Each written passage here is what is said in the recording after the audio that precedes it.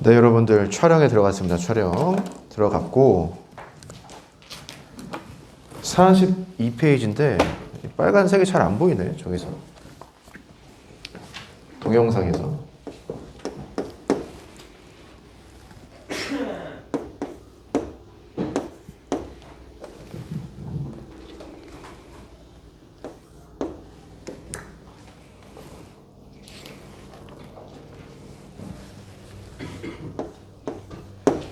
그냥 이 문제 한번 보고 몇 개 체크해 봤는데 간단하게 볼까요? 2번 문제를 풀려고 하는 건 아니고 2번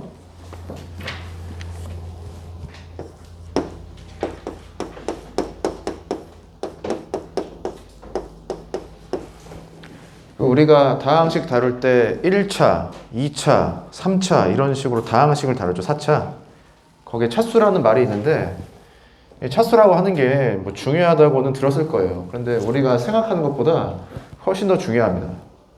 문제에서 요구하는 게 뭐예요?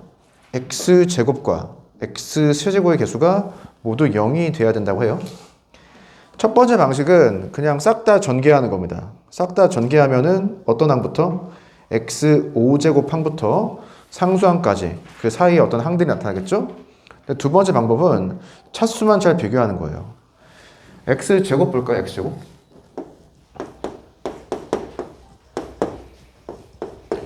어떤 애랑 곱해서 x제곱항을 만들어내려고 하거든요. 몇 가지 방법이 있죠. 예를 들어서 여기에 x제곱항이 있다. 여기에 상수항이 있다. 그럼 곱해서 x제곱항이 만들어지죠. x항이 있다. x항이 있다. 곱하면은 x제곱항이 만들어집니다. 상수항이 있다. x제곱항이 있다. 곱하면 x제곱항이 나오죠. 질문, 얘 밖에 없나? 이 지금 설명한 세 가지 케이스밖에 없어요? 4개, 5개, 6개까지 안 나오나? 그 이유가 뭐예요? 얘를 비교한 거잖아요. 차수는 무엇만 가능하다? 0부터 자연수까지만 가능하다. 그래서 제곱이 되는 애가 케이스가 3개밖에 안 나오겠거니라고 생각할 수 있는 겁니다. 지금 여기 지수를 더해서 2가 나오는 걸 찾는 거잖아요. 여러분들 이런 것도 있을 수가 있죠. 배우진 않았지만 지수를 더하면 2잖아? 네. 근데 이런 건 아니라는 거죠. 왜? 우리가 차수라는 걸 생각할 때 정수, 특히 0값과 자연수인 것만 생각하는 거죠. 그 편리함이 여기에 있다. 그래서 문제를 보는 겁니다. 왼쪽에 x제곱 있고 없네? 그럼 넌 탈락이지. 만들 수 없으니까. 두 번째, 왼쪽에 x 있고 오른쪽에 x 있네. 아, 여기 xx 있네. xx 곱해서 만들 수 있겠네. 개체크하시면 되고.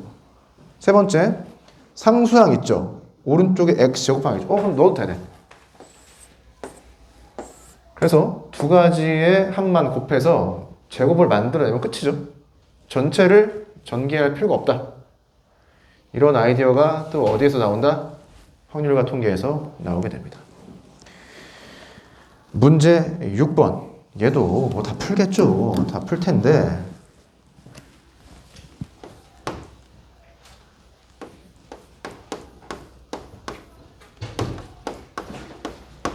나누는 식이라고 표현을 해봤어요. 다항식을 나누었을 때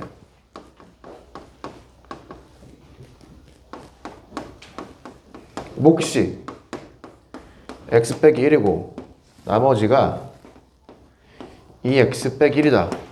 얘는 실제 그 나누는 것을 항등식의 성질을 사용해서 풀어낸 겁니다. 그래서 이때 이 식을 어떻게 보아야 된다? 얘를 몫으로 보고 얘를 나머지로 봐야 된다는 소리입니다. 그런데 이 식하고 똑같은 식을 쓸 수가 있죠.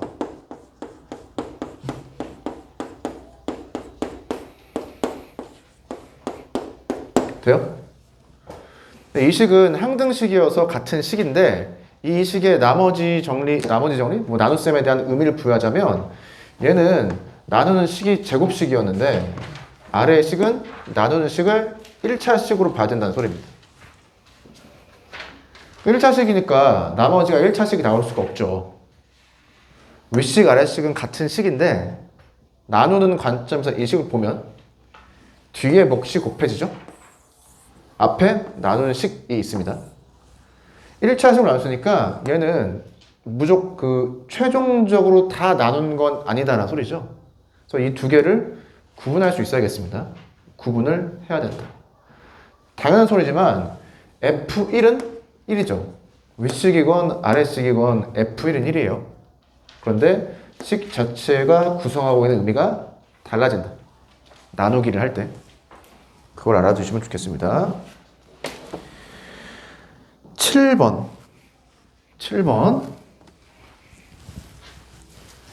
두 문제 푸니까 딱 칠판이 꽉 차네요. 자, 세븐. 여러분들 세븐이란 영화가 있습니다. 1994년도 작품으로 알고 있고요. 브래드 피트 등등등이 나오는데 시간 나면 보시기 바랍니다. 세븐을 봤다? 그러면 파이트 클럽까지 보시면 아닌가? 세븐이 97년작인가? 아무튼 2000년도 전에 나온 작품인데 세븐이란 영화가 있다. 다항식이 있습니다. 3차 다항식이 2차 다항식으로 나누어 떨어진다 라고 합니다. 식을 어떻게 구성할 수가 있죠?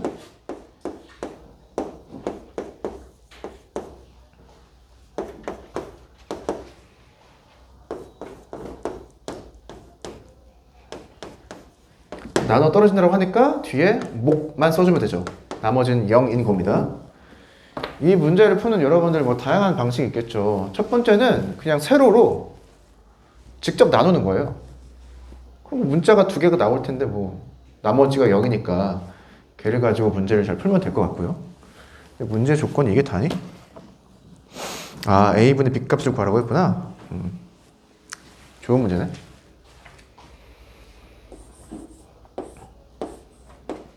A분의 B값을 구하는 여러분들 두 가지 방식이 있습니다. 첫 번째, 각각 구해서 나눈다. 두 번째, 한꺼번에 구한다. 어떤 게 좋은 방식인지 잘 생각해 보시고요. 자, 각각 구해서 나누는 거 가능하면 하시고 안 되면 한꺼번에. A분의 B를 어려운 말로 여러분들 비율이라고 합니다. 비율. 나중에 나오겠죠? 비율. 참고하시면 될 것 같고요.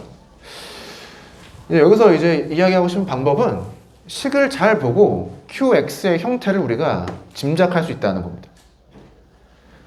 3차식은 2차식 곱하기 1차식이 되어야 되는 거죠. QX가 1차식이고요. 1차식을 기본적으로 여기 AB가 있네.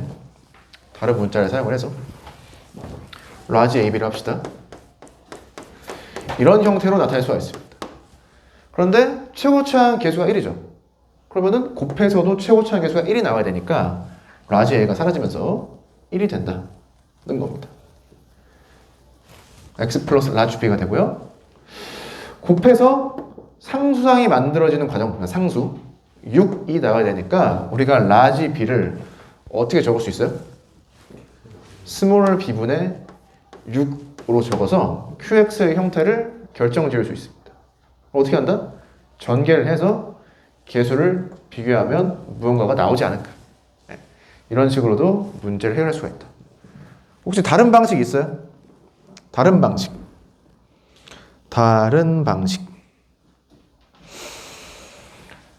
많죠? 자, 우리가 B값이 얼마인지 모르는데 이 2차식을 어떻게? 인수분해할 수 있습니다. 어느 범위에서? 복소수 범위에서. 그 근을 왼쪽, 오른쪽에 대입하면 왼쪽 식과 오른쪽 식이 다 0이 나와야 되는 거죠. 2차 방정식을 만들고 그 방정식에 하나의 근을 대입했을 때 3차식이 0이 나와야 된다. 그렇게 하면 A와 B에 대한 정보를 얻어낼 수가 있겠습니다.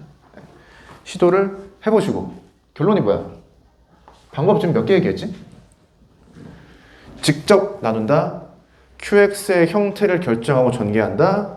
얘를 뭐라 그래? 인수정리냐? 인수정리라고 하는? 네. 아니면 는 0이 된 X 하나 찾았으면 어떻게 하면 돼요? 조립제법 써도 되죠. 네. 방법은 무수히 많다. 그 중에서 어떠한 방법이 괜찮은지 생각해 보시기 바랍니다. 9번.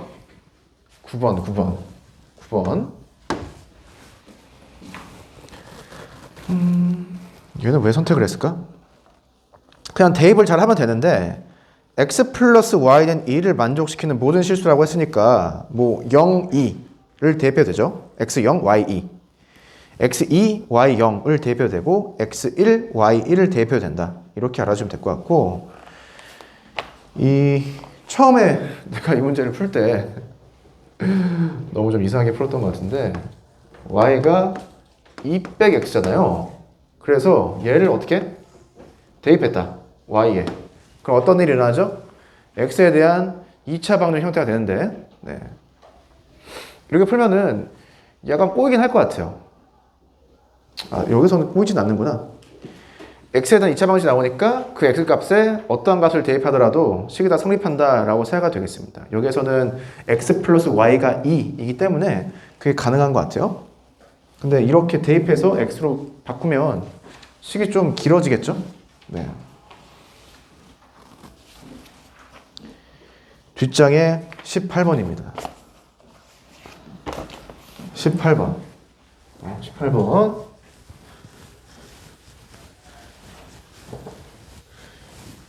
이제 교과서가 이제 쉬워졌다는 게 힌트를 많이 주죠. 여러분 옛날 같았으면 문제가 어떻게 나왔을까? 다항식을 인수분해해라 이렇게 나왔겠죠. 근데 거기 문제 어떻게 나와 있어요? 다항식이 어떠한 형태로 인수분해가 되는지 그 표현 방법이 나와 있잖아요. 얘를 사용해서 문제를 손쉽게 해결할 수 있다는 겁니다. 인수분해가 된다라고 하니까